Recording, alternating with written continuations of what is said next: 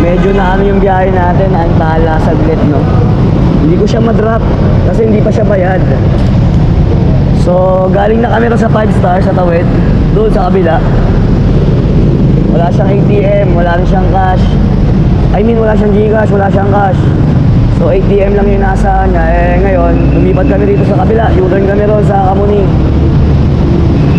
Tapos ngayon, ganap siya ng ATM dito para pambayad sa akin. Sana nga magbayad.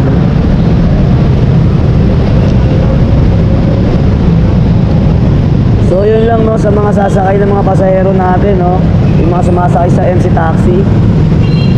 Eh sana bago kayo sumakay, naka-ready na yung bayad nyo.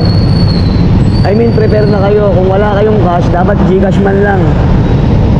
Kasi gaya nito, walang laman yung Gcash, wala siyang cash.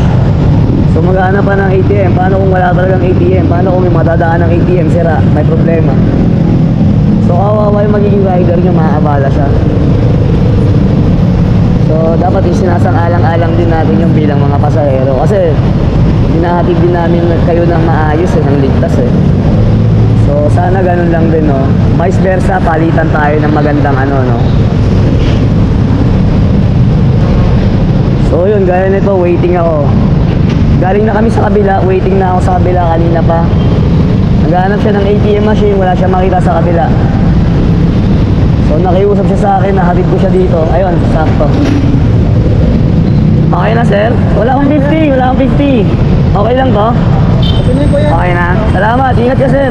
Oo, ingat ka. Next time, sir. Next time.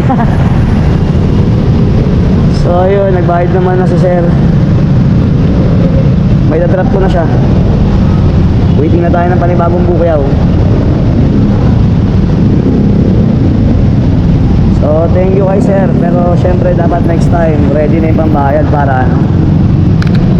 Kung wala kayong cash, kahit Gcash man lang para hindi masyadong abala sa mga rider. So yun, pinasukan na tayo ng panibagong bukyaw.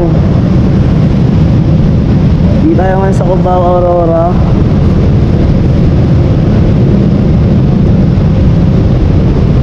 Southbound road.